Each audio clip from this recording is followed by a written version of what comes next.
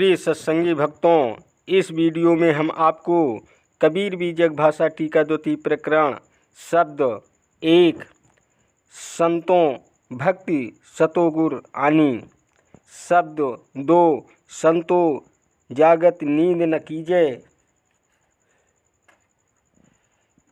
शब्द 3 संतों घर में झगड़ा भारी, शब्द 4 संतों देखत जग बौराना, शब्द 5 हम आपको हिंदी में अर्थ सहित गाकर सुनाने वाले हैं, जो आपको सुनकर काफ़ी आनंद मिलेगा। वीडियो के लास्ट डेट तक ज़रूर बने रहिएगा ताकि आपको सारी जानकारी सही तरीके से मिल सके, और बेल वाली घंटी दबाना मत भूलें ताकि आपको सारी नोटिफिकेशन हमेशा मिलती रहे। तो प्रिय भक्तों, सुनिएगा ज़रूर, सुनकर आपको आनंद मिलेगा। नारी एक पुरुष दुई जाया, अबो जो पंडित ज्ञानी, अपाहन फोरी गंगे कनी काली, अचहुद से पानी पानी रे, अते ही पानी दुई पर्वत बूढ़े, दरिया लहर समानी रे, अउड़ी माखी तरवर को लागी, बोले कै बानी, अब वो माखी को माखा नाही, गर्भ रहा बिनु पानी, नारी सकल पुरुष वै खाए, ताते रहे अकेला रे, कहीं कबीर जो अब की बूझे, सोई गुरु हम चेला रे। सदगुरु कहते हैं कि हे संतों, अपने हृदय में भक्ति का अवतरण करो, क्योंकि भक्ति रूपी नारी ने ही ज्ञान और वैराग्य नामक 2 पुत्रों को जन्म दिया है। इसलिए हे पंडितों और ज्ञानियों, इस तथ्य को समझो, जैसे हिमालय पर्वत को फोड़कर एक गंगा नदी निकली और मैदानों में पहुंचकर चारों तरफ पानी पानी कर दिया, उसी प्रकार मनुष्य के हृदय की अज्ञान रूपी शिला तोड़कर एक भक्ति रूपी गंगा निकली और उसने पूरे जीवन को आध्यात्मिक रस से ओत-प्रोत कर दिया। भक्ति रूपी गंगा में अहंकार और ममता दोनों पर्वत डूब गए या नष्ट हो गए, यहाँ तक कि साधक का संसार सागर ही भक्ति लहर में लीन हो गया। जिस प्रकार से पर्वत पानी भर जाने पर मक्खियाँ उड़कर पेड़ों पर बैठ जाती हैं और वहाँ आवाज़ करने लगती हैं, वैसे अध्यात्मक रस के पूर्ण हो जाने पर जीव मनोवृत्ति सांसारिक धरातल से उड़कर और पवित्र होकर स्वरूप ज्ञान रूपी उच्चतम वृक्ष पर जा बैठता है और स्वरूप ज्ञान की बातें बोलने लगता है, अर्थात विषयाकार वृत्ति स्वरूपाकार बन जाती है। जिस प्रकार से बिना नर या वीर के किसी मादा को गर्भ रह जाए तो आश्चर्य होगा, वैसे ही बिना अन्य किसी सहारा के केवल भक्ति के प्रताप से विषयावृत्ति ज्ञान वृत्ति बन जाए तो कैसा रहेगा। भक्ति नारी तो कल्याणकारिणी है, जबकि दूसरी माया नारी सांसारिक जीवों को भटकाने वाली ही है। माया नारी ने सभी चेतन पुरुषों को पथ भ्रष्ट कर दिया है, इसलिए चेतन पुरुष को चाहिए कि वह माया नारी को छोड़कर अकेला हो जाए, असंग हो जाए। कबीरदास जी कहते हैं कि मानव जीवन के निज स्वरूप का बोध पाकर स्थिर पुरुष स्वयं गुरु है, महान है, और मैं अकेला दास बनने के लिए तैयार हूँ। संतों जागत नींद न कीजय, अकाल न खाए कल्प नहीं व्यापय, देह जरा नहीं छीजे, उल्टी गंग समुद्र ही सोखे, शशि और सूर ही ग्रासे, नवग्रह मारी रोहियाँ बैठो, जल में बिंब प्रकाशे, बिनु चरणन को चहु दिस धावे, बिनु लोचन जग सूझे, असस के उलट सिंह को ग्रासे, ई अचरज कोई बूझे। औंधे घड़ा नहीं जल बूढ़े, सीधे सो जल धरिया। अजहि कारण नर भिन्न भिन्न करे, सो गुरु प्रसाद तरिया। अब बैठी गुफा में सब जग देखे, बाहर की छऊ न सूझे। उल्टा बाण पारिधि लागे, सूरा होय सो बूझे। गायन कहे कबहु नहीं गावे, अनबोला नित गावे। नटवत बाजा पेखनि पेखै, अनहद हेत बढ़ावे। अकथनी बदनी निजुके जोए, ई अब अकथ कहानी रे। धरती उलटी आकाश ही बेद है, ई पुरुषन की बानी रे। बिना पियाला अमृत अचवै, नदी नीर भरी राखै रे। कहीं कबीर सो युग युग जीवै, जो राम सुधा रस चाखै। हे संतों, अगर जागते रहोगे तो तुम्हारे चेतन स्वरूप को काल भी नहीं खा सकता, और कल्प जैसे कालखंड भी विचलित नहीं कर सकते। इसलिए मोह रूपी नींद नहीं लेना है, अतः जागते रहो। अगर जागते रहोगे तो तुम्हारे आत्मिक स्वरूप में वृद्धता एवं क्षीणता नहीं आएगी, क्योंकि तुम नित्य निर्मल और एक रस हो। हठ योगी लोग उल्टी बुद्धि से चलते हैं, अर्थात स्वरूप ज्ञान को न समझकर स्थूल क्रिया में पड़े रहते हैं।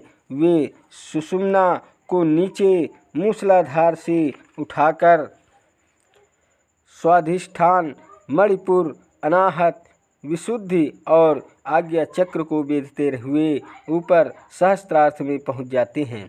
अर्थात योगी पुरुष सुषुम्ना रूपी गंगा को मूलाधार या समुद्र से ऊपर अर्थात भ्रमर गुफा में पहुंचा देते हैं, जहां शुद्ध जल से भरा समुद्र है और उसी में योगी अमृत पान करता है। वास्तविकता यह है कि भौतिक जल को अमृत मानकर पीने वाले योगी मनोरोगी है। 5 ज्ञानेंद्रियां, चतुष्टय अंतःकरण रूपी 9 ग्रह या शरीर के 9 छिद्रों को बंद करके योग समाधि में बैठ जाते हैं और भौतिक नाद बिंदु ज्योति को ही अचपच लक्ष्य मानकर समाधि स्थल को हो जाते हैं। हठ योगी डींग हाँकते हैं कि वे बिना पैरों को ही सिद्ध करा द्वारा 10 दिशाओं में दौड़ सकते हैं और आँख मूंद कर भी सांसारिक गुप्त प्रकट वस्तुओं को देख सकते हैं। कबीरदास जी कहते हैं कि खरगोश ने अपने ऊपर हमला करने वाले सिंह को ही खा लिया, अर्थात अज्ञान का शिकार करने वाले योगी को अज्ञान ने ही खा लिया। यह बातें कोई बिरला ही समझ सकता है, क्योंकि साधारणतया यह आश्चर्य लगने वाली बातें हैं।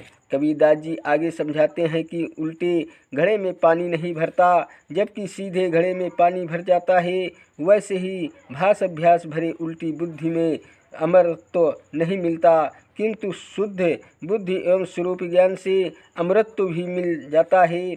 जिस कल्याण प्राप्ति के लिए लोग भटकते रहते हैं, अर्थात कर्मकांड योग आदि के चक्कर में पड़ जाते हैं, वह तो गुरु कृपा से स्वरूप बोध से ही हो जाती है।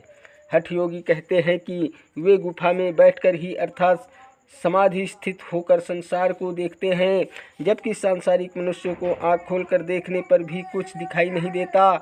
यह सब भ्रम फैलाने वाली बातें ही हैं। कबीरदास जी कहते हैं कि देखो, बाण उलटकर शिकारी को भी लग सकता है। चले थे अज्ञान को मारने और स्वयं अज्ञान ग्रसित हो गए। व्यवहार को झुठलाना ज्ञान नहीं अज्ञान ही है, किंतु इसे कोई निष्फल ही समझ सकता है। सारी वाणियों का कथन करने वाला मनुष्य ही है, परंतु भावुक लोग मनुष्य को अल्पज कहते हैं और यह कुछ नहीं जान सकता या कह सकता ऐसा मानते हैं। कबीरदास जी कहते हैं कि आने वाला ईश्वर को सर्वदाता सर्वज्ञाता वेद शास्त्रों की व्याख्याता बताते हैं और जो स्वयं दिखाई दे रहा है उस मनुष्य को झूठा कहते हैं। हठ योगी नर के समान भीड़ भरी जगहों में आसन लगाकर तमाशा दिखाते हैं, सींगी बजाते हैं, मुद्रा देखते हैं और अनाहद नाद श्रवण के रसिक होते हैं। हठग्रही अपनी बातों को ही पक्की बात मानते हैं। इन योगियों की कहानी अकथ है। ये तो पूर्व पुरुषों की वाणी सुन सुनकर पिंड के प्राण ब्रह्मांड में चढ़ाकर सिद्ध पाने की कल्पना करते हैं। कबीरदास जी कहते हैं कि हर मनुष्य के हृदय में स्वरूप ज्ञान रूपी रस भरा हुआ है, जो कि सरित जल भी है और वही राम सुधा रस भी है। परंतु हठयोगी भुलावे में पड़कर मूर्धा से टपकाते हुए विकारी जल को लंबिका योग द्वारा बिना पात्र के ही अमृत रूप मानकर पीते हैं और कहते हैं कि इसे पीकर योगी अमर हो जाता है। प्रिय संतों घर में झगड़ा भारी, इसके बारे में भी समझिएगा। रात दिवस मली उठी उठी लागे, 5 टोट एक नारी, न्यारो न्यारो भोजन चाहे, 5 अधिक स्वादी, कोई काहू को हटा न माने, आप ही आप मुरादी, दुर्मति के रे हुदोह गिनी में टय, ढोटही चाप चपेरे रे, कहे कबीर सोई जन मेरा, जो घर की रारी निबेरे। सदगुरु आगे कहते हैं कि हे संतों, हर मनुष्य के हृदय रूपी घर में ही भारी झगड़ा मचा हुआ है। ज्ञानेंद्रिय रूपी 5 लड़के एवं दुर्बुद्धि रूपी 1 नारी आपस में मिलकर जीव से झगड़ते रहते हैं। 5 ज्ञानेंद्रियां बड़ी लपेट में हैं। ये अलग अलग भोजन चाहती हैं, केवल अपनी इच्छाओं की पूर्ति में ही लगी रहती हैं और किसी की वर्जना से भी नहीं मानती। अतएव साधक को चाहिए सर्वप्रथम दुर्बुद्धि को अपना दुर्भाग्य समझकर नष्ट कर दे और इंद्रिय रूपी बच्चों को डांट कर बैठा दे, अर्थात वश में कर ले। जो अपने हृदय रूपी घर के झगड़े को समाप्त कर दे वही सच्चा सेवक है, वही सच्चा अनुगामी भक्त है। संतों देखत जग बौराना, असाच कहो तो मारन धावे, झूठे जगपतियाना, अनेमी देखा धर्मी देखा, प्राप्त करे असना नारी, आत्म मारी पाषाण ही पूजे, उनमें किछौ न ज्ञाना रे, बहुत के देखा पीर औलिया, पढ़े किताब कुराना रे, कै मुरीद तकदीर बतावे, उनमें उहे जो ज्ञाना रे, आसन मारी डिम्ब घरी बैठे, मन में बहुत गुमाना रे, पीतर पाथर पूजन लागे, तीर्थ गर्भ भुलाना रे, टोपी पहिरे माला पहिरे, छाप तिलक अनुमाना रे, साखी शब्द गावत भूले, आत्म खबरी न जाना रे, हिंदू कहे मोहि राम प्यारा, तुर्क कहे रहीमाना रे, आपस में दो लरी लरी मुए, मर्म न काहूँ जाना रे, घर घर मंत्र देते फिरते हैं, महिमा के अभिमाना रे, गुरु सहित शिष्य सब ढूंढे, गुरु सहित शिष्य सब बूढ़े, अंत काल पछिताना रे, कहें कबीर सुनो हो संतों, ये सब भरम भुलाना रे, कैतिक कहो कहाँ नहीं माने, सहज सहज समाना रे। संतों, आजकल सच्ची बात करने पर लोग मारने दौड़ते हैं, जबकि गुरुओं की झूठी बातों पर भी विश्वास कर देते हैं। अर्थात धर्म के नाम पर संसार के लोग पागल हो गए हैं। धर्मावलंबी प्रातः स्नान करते हैं, परंतु जीवधारियों को मारकर निर्जीव पत्थरों अर्थात देवी देवताओं की पूजा करते हैं। जैसे इनका ज्ञान ही समाप्त हो गया हो, इसी तरह पीर औलिया भी कुरान शरीफ व अन्य सहायक किताबों को पढ़ते हैं और शिष्यों को वही बताते हैं कि स्वर्ग पाने के लिए निरीह प्राणियों की हत्या अर्थात उनमें भी वही भ्रांति फैली हुई है। जो अज्ञानता उनमें है वही शिष्यों के मन में भी भर देते हैं। कई लोग आसन लगाकर बैठ जाते हैं और सिद्ध होने का दावा करते हैं। धार्मिकता का घमंड तो उन्हें बहुत रहता है, परंतु पूजते हैं पीतल या पत्थर के जड़ देवता और तीर्थों का अहंकार में कि हमने बड़े बड़े तीर्थों का भ्रमण किया है, हम पापों से मुक्त हैं, इस भाव में भूले रहते हैं। अन्य कुछ विशेष प्रकार की वेशभूषा बनाकर जैसे टोपी, माला आदि छाप तिलक लगाकर निज स्वरूप से बेखबर काल्पनिक रूप में खोए रहते हैं और साखी शब्द गाने के घमंड में भूले रहते हैं। हिंदू और मुसलमान तो आपस में यही कहकर लड़ रहे हैं कि हमें राम प्रिय है तो हमें रहीम, जबकि कोई इस रहस्य को समझने की चेष्टा नहीं करता कि दोनों एक ही बात कह रहे हैं, अर्थात तथ्य एक ही है, केवल शब्दों का फेर है। घर घर मंत्र देते, दीक्षा देते तो घूमते रहते, मगर स्वयं गुरुत्व से हीन होते हैं। केवल संप्रदाय ही की महिमा के अभिमान में रहकर गुरु बन जाने वाले शिष्यों के सहित भवसागर में डूब जाते हैं और अंतकाल में पश्चाताप करते हैं रहते हैं। सद्गुरु कहते हैं कि सब भेड़िया धसान के समान भ्रम भूल में पड़े हुए हैं, कितना कहा जाए कहाँ भी नहीं मानते। असंतों अचरज एक भव भारी, कहो तो को पति आई रे। एक पुरुष एक है नारी, ताकर करहूँ विचारा रे। एक अंड सकल 84, भरम भूल संसारा रे। एक नारी जाल पसारा, जग में भयायंदे सारे। खोजत खोजत काहूँ अंत ना पाया, ब्रह्मा विष्णु महेशारे। नाग फांस लिए घट भीतर, मुँह से निसब जग झारी रे। ज्ञान खड्ग बिनु सब जग जूझे, पकड़ न काहूँ पाई रे। आप मूल फूल फुलवारी, आपहु चुन चुन खाई रे। कहीं कबीर ते जन उबरे, जहि गुरु लियो जगाई रे। हे संतों, सबसे बड़े आश्चर्य की बात है बताता हूँ, और स्वयं भी विचार करो कि जीव रूप एक स्वरूप पुरुष कोटि और प्रकृति रूप एक नारी कोटि है। इन्हीं के गुण धर्मों में तमाम 84 लाख योनियाँ एक ही संसार में विद्यमान है, लेकिन अज्ञानी मनुष्य ब्रह्म भूल में पड़कर कुछ और ही कल्पना करते रहते हैं। मनुष्य कल्पना रूपी नारी के निकट जाल में फंसा है, इसलिए उसे आत्मा से अलग परमात्मा होने का पूर्ण संदेश पैदा हो गया है और लोग परमात्मा को बाहर खोजने लगे, परंतु खोजते खोजते उसी में उलझते चले गए और कोई भेद या रहस्य नहीं जान सके। यहाँ तक कि ब्रह्मा विष्णु महेश भी उसका भेद नहीं जान सके।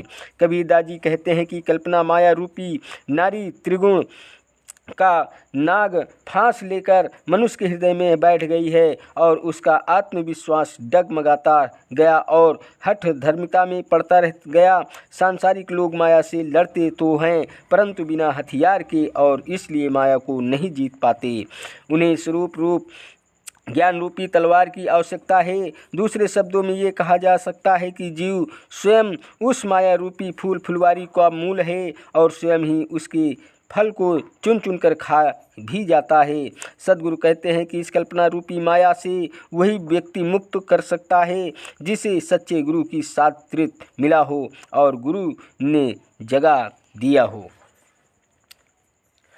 प्रिय भक्तों, आगे के कबीर शब्द रामायणी हम आपको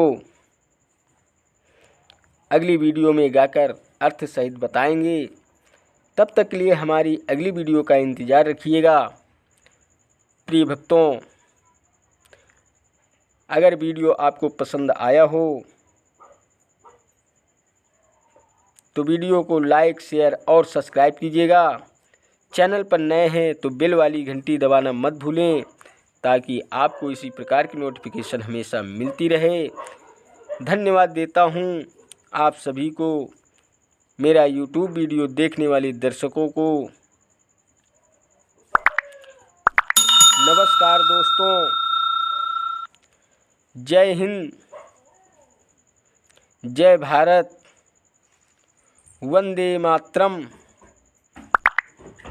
वंदे मातरम।